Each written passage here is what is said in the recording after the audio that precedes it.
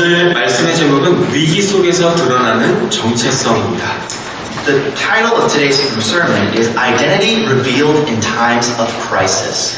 1955년은 흑인에 대한 인종차별이 너무나 심했던 시대였습니다. In 1955, racial discrimination against black Americans was extremely severe. 이때 당시 버스에는 흑인이 앉는 자리와 백인이 앉는 자리가 구분되어 있었습니다. During this time period, there were racial segregation laws that separated where the whites and the blacks could sit on a bus. 로자 파크스라는 한 흑인 여성이 버스 의자에 앉아서 집에 가고 있었습니다.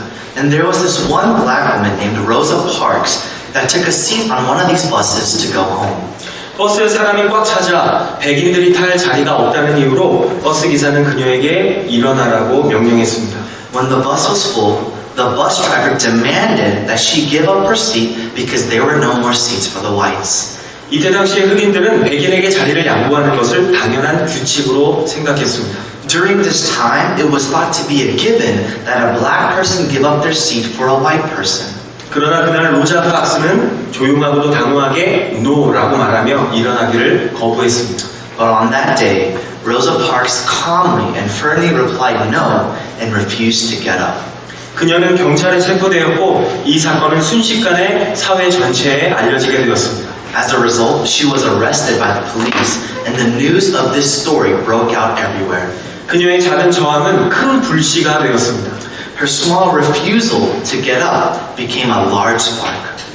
마틴 루터킹 목사를 중심으로 흑인 인권 운동이 시작되었습니다. With Reverend Martin Luther King Jr. at the forefront, the Black Civil Rights Movement began. 그리고 이 운동은 결국 인종차별법을 폐지시키는데 결정적인 역할을 했습니다. And the Civil Rights Movement was monumental in abolishing racial discrimination in the United States. 한 평범한 여성이 노라고 말했던 작은 용기가 역사를 바꾼 것입니다. The courage of one woman's no changed history. 우리는 이 사건을 통해서 한 사람의 선택이나 행동이 공동체의 방향에 얼마나 큰 영향을 미칠 수 있는지를 볼 수 있습니다. Through this incident, we can see the impact of how one person's decision or action can change the course of a community or a nation.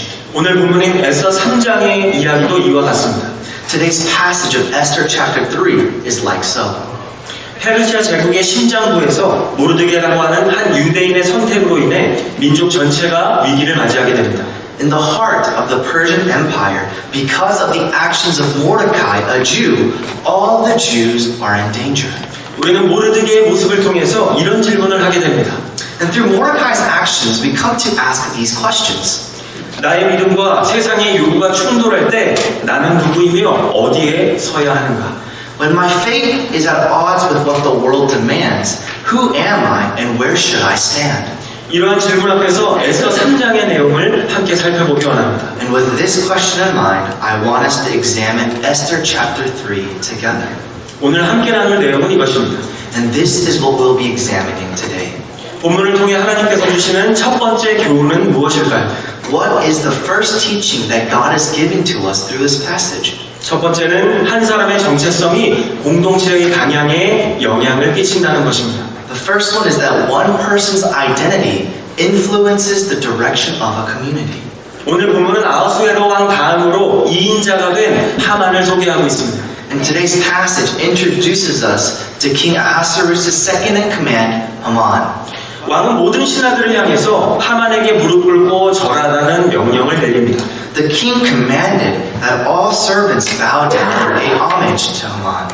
이것이 법이었기 때문에 모든 신하들은 왕의 명령에 따라 하만에게 엎드려 절했습니다. And because this was the king's command, all the king's servants had to obey and bow down and pay homage to him.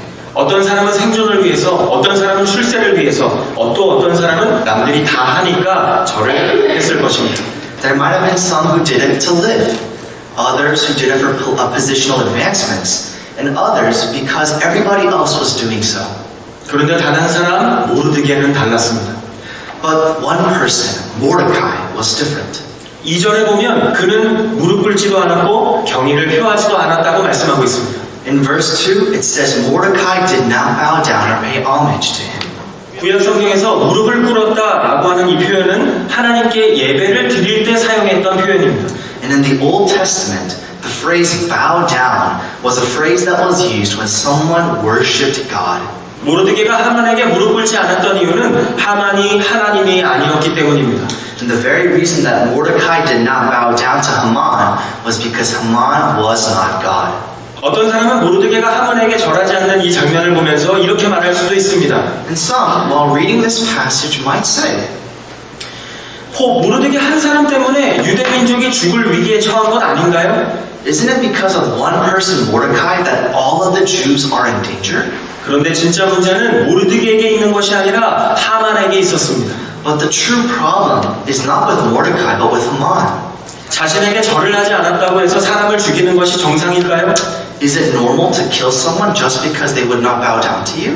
한 사람이 절하지 않았다고 해서 그 사람의 민족 전체를 죽이는 것이 합당한 것일까요? Is it right to kill an entire people because they won't worship you? 진짜 문제는 하만의 마음속에 있었던 교만과 탐욕이었습니다. The real problem was the pride and greed in Haman's heart. 하만의 그 악함이 모르드게를 통해서 드러나게 된 것뿐입니다. And it was just the fact that the evil in his heart was made known through Mordecai. 예를 들어 어떤 회사에서 모든 사람이 부정한 일을 하고 있었습니다. Let's say that there's this company where everyone is doing a dishonest thing. 그런데 어느 날 한 사람이 용기를 내어 이렇게 말합니다. But one person gets the courage to say this. 저는 이건 못하겠습니다. I can't do this anymore. 그러자 사람들이 그 사람을 향해 이렇게 말합니다. And the people around them would say, 너는 왜 일을 그렇게 복잡하게 만드니?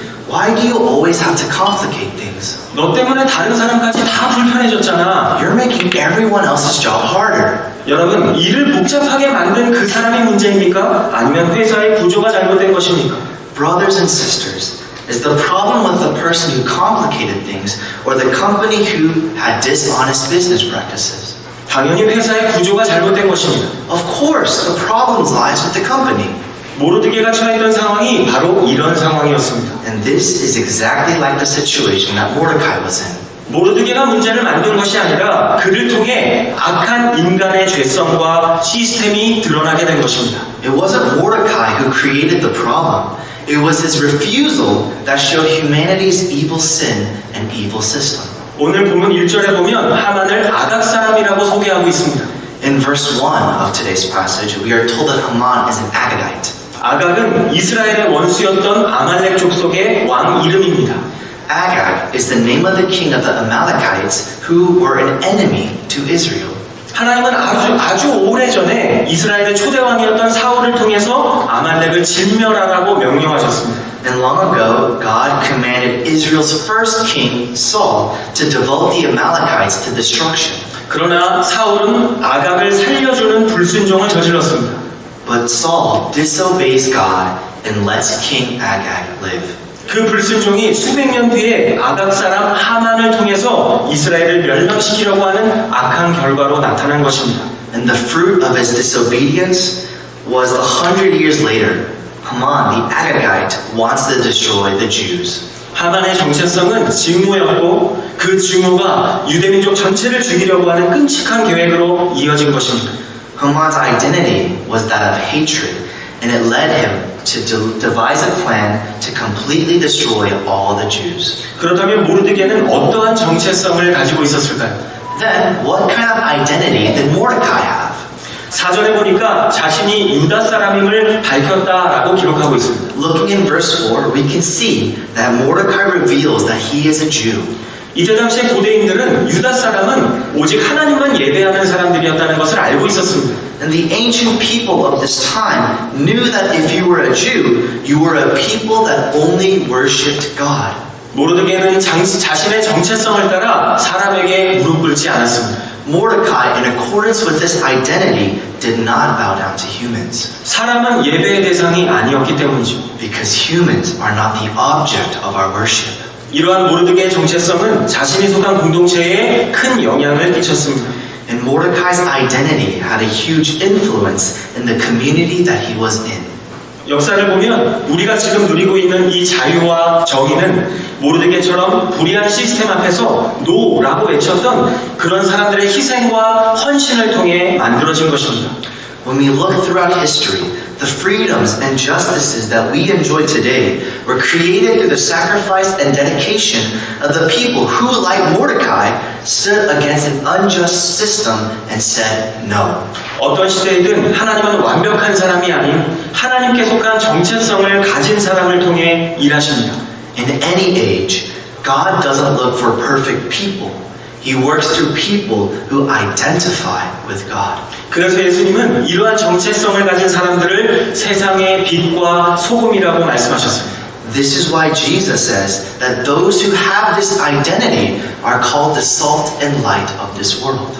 빛은 어두움을 드러내고 소금은 부패하는 것을 막습니다. The light drives away darkness and salt prevents decay.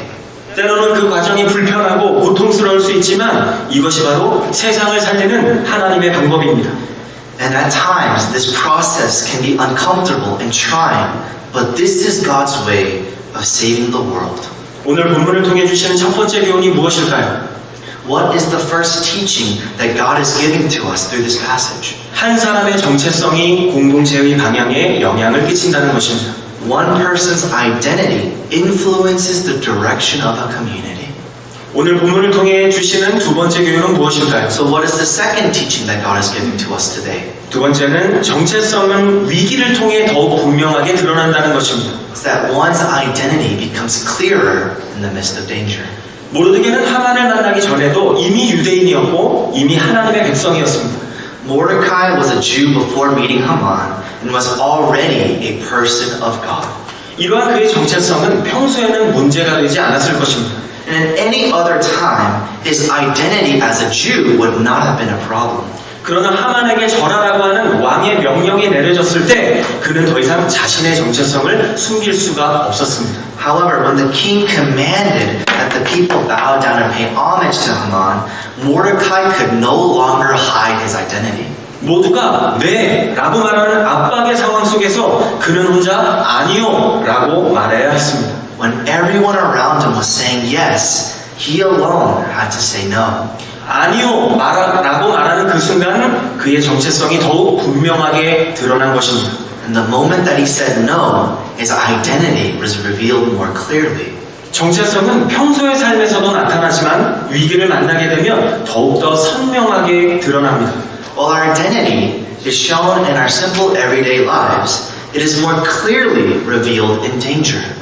티백이 물을 만나면 그 안에 있던 향과 색이 드러나는 것처럼 Just like how a tea's color and aroma are revealed when it meets hot water.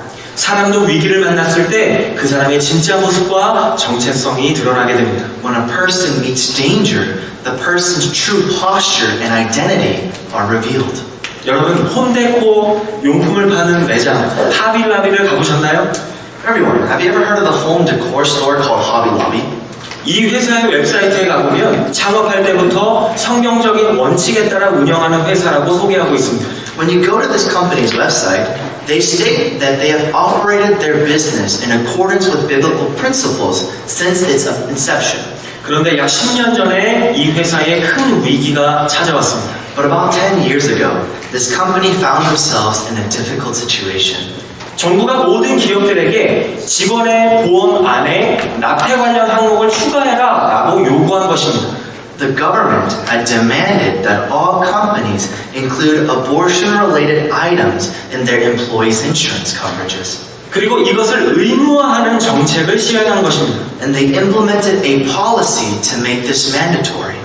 이 회사의 경영진은 이 정책이 성경적인 가치와 정면으로 부딪힌다고 판단했습니다. And the company's management determined that this policy directly conflicted with their biblical principles. 그들은 선택해야만 했습니다. And so they had to make a decision. 만약 정부의 요구를 따른다면 회사를 지킬 수 있고 엄청난 벌금을 피할 수 있습니다.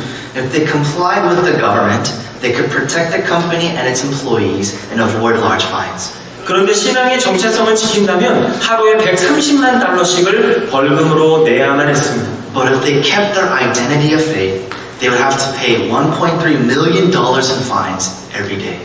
엄청난 압박 속에서 고민한 끝에 이들은 결국 신앙의 정체성을 따르기로 선택했습니다. At the end of much deliberation under immense pressure, The company decided to stand with their Christian identity, 그리고 정부를 상대로 소송을 시작했습니다. and they filed a lawsuit against the government. 이 사건은 미국의 대법원까지 올라가는 역사적인 사건이 되었습니다. And this case became a historical event that went all the way up to the U.S. Supreme Court. 놀랍게도 대법원은 결국 하빌 라비의 손을 들어주었습니다. And surprisingly, the Supreme Court sided with Hobby Lobby. 이 사건의 핵심은 회사가 엄청난 손해를 감수하면서까지 신앙의 정체성을 지키려고 했다는 것입니다. The point of this lawsuit was that the company tried to protect its religious identity even at the risk of incurring massive losses. 어떤 회사이든 평소에 우리는 기독교인입니다 라고 말하는 것은 쉽습니다. It's easy for a company to say that they are a Christian company. 그러나 신앙의 정체성 때문에 막대한 대가를 치러야 하는 위기 속에서 신앙의 정체성을 말한다는 것은 쉽지 않습니다. However, in the midst of a crisis, when a tremendous price must be paid because of your identity in the faith, it is not easy to bring up. 그러나 대법원의 판결을 통해서 이 회사의 정체성은 더 분명하게 드러나게 되었습니다. But through the decision of the Supreme Court, the identity of this company became clearer.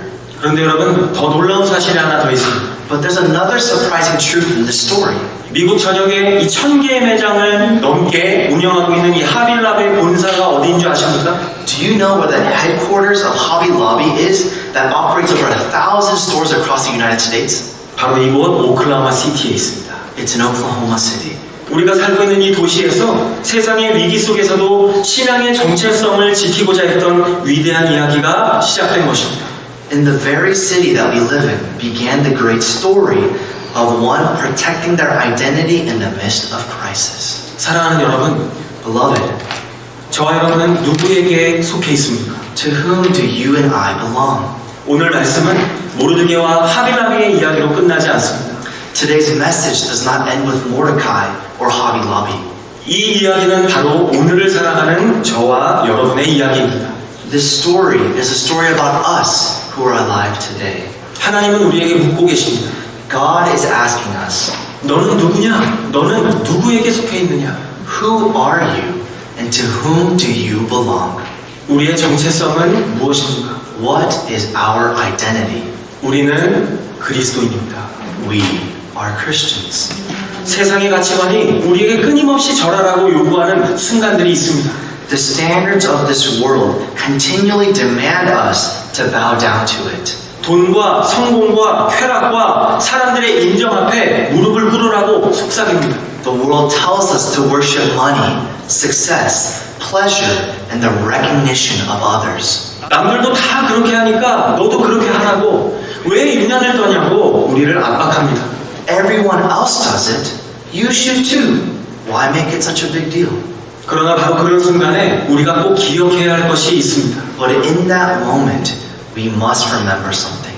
나 한 사람의 정체성이 공동체의 방향에 영향을 줄 수 있다는 것입니다. It's that one person's identity can shape the direction of a community.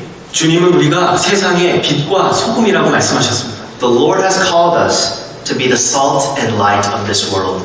위기는 우리를 무너뜨리는 시간이 아닙니다. Times of crisis or danger don't destroy our faith.